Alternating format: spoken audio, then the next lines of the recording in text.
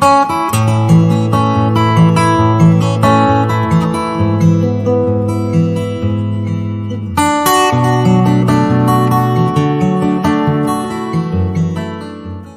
irmãos, a palavra fala no primeiro livro das Crônicas, capítulo de número 21, verso de número 22.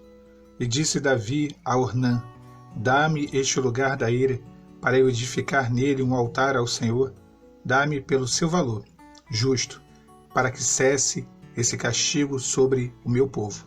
A palavra nos fala que Davi, ele faz o censo do povo de Israel para descobrir qual era o tamanho do seu exército, qual era o tamanho da população, porém isso provoca a ira do Senhor.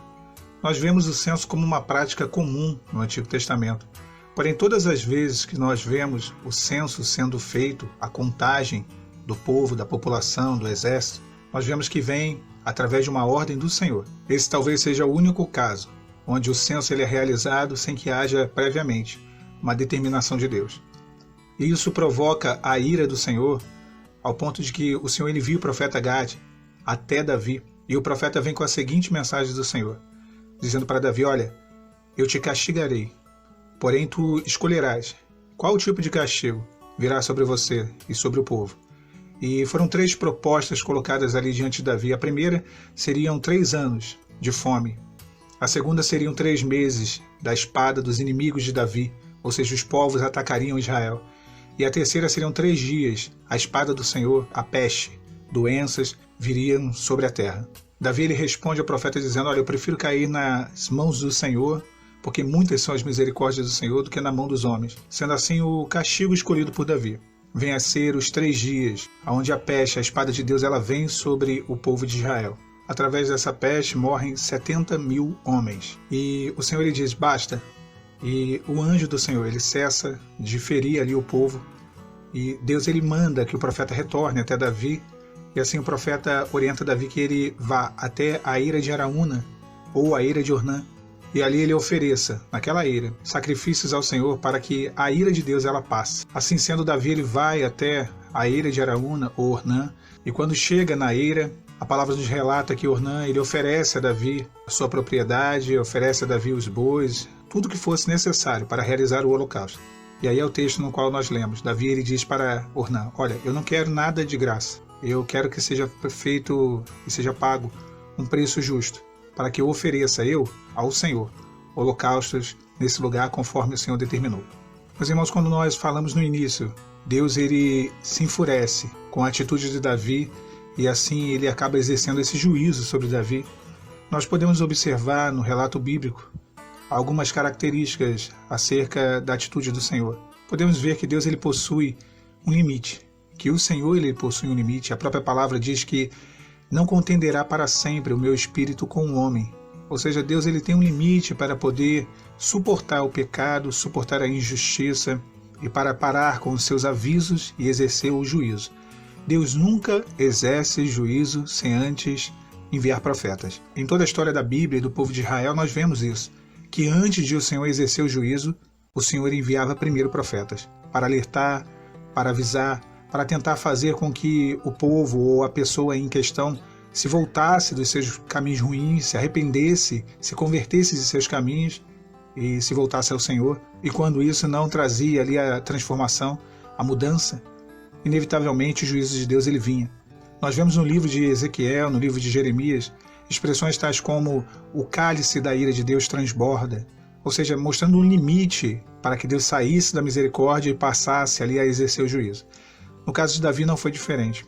E no nosso caso também não foi diferente. Importante ressaltarmos que a situação que nos encontramos, ela é resultado, consequência de atos, de atitudes e escolhas que nós mesmos fizemos.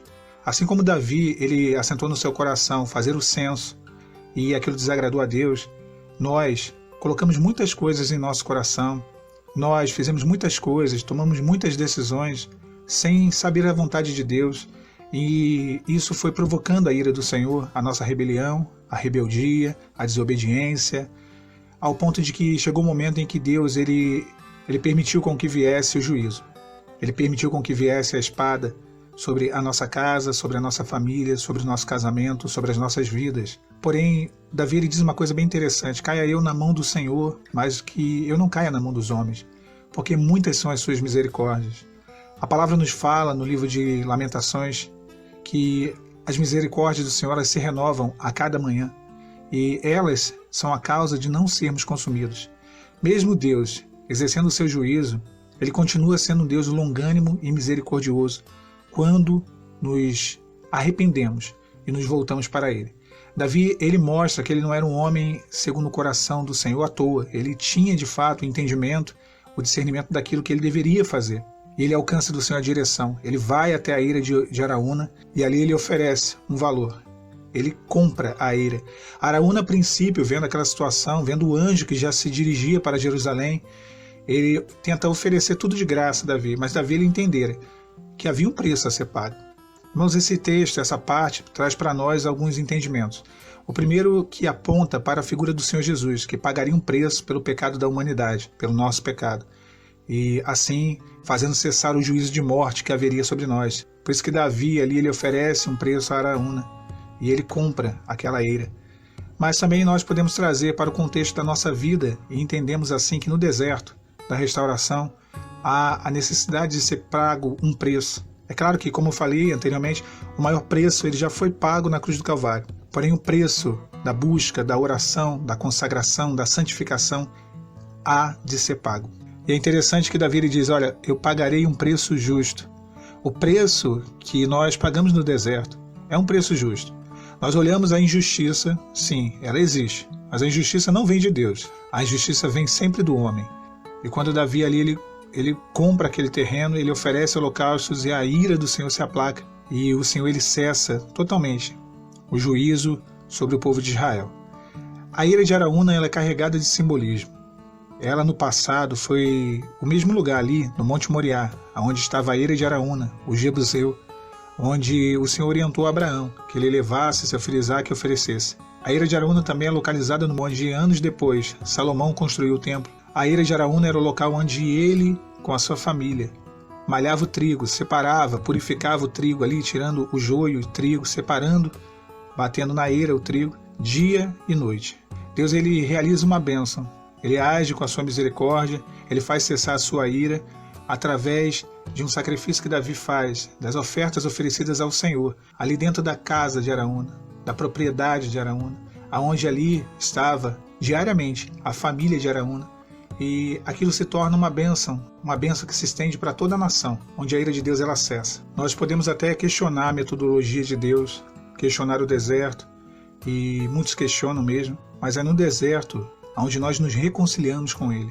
Esse preço da busca, esse preço do tempo, do tratamento, ele é totalmente necessário. Nós podemos até não compreender no momento em que passamos, na situação em que estamos, mas lá na frente nós compreenderemos. Aquele lugar que antes era onde a família de Araúna ali se reunia para um trabalho, da onde eles tiravam seu sustento, seu ganha-pão, serviu como um lugar de culto ao Senhor, para que a misericórdia de Deus viesse até o povo de Israel, até a família de Araúna, para que o juízo de Deus cessasse sobre o povo de Israel e cessasse também sobre a família de Araúna, porque a palavra nos relata que o anjo já estava às portas de Jerusalém e já estava em cima da eira, mas tudo isso se deu. Tudo isso foi possível através da obediência à palavra do profeta, que disse, olha, vai até a eira de Araúna e ali oferece ao Senhor sacrifício. Um preço há de ser pago. É necessário que no deserto venhamos a nos colocar diante de Deus, a suplicar, a clamar para que haja o perdão, para que haja a misericórdia do Senhor sobre nós e sobre a nossa casa. Fiquem os irmãos e as irmãs com a paz de Jesus.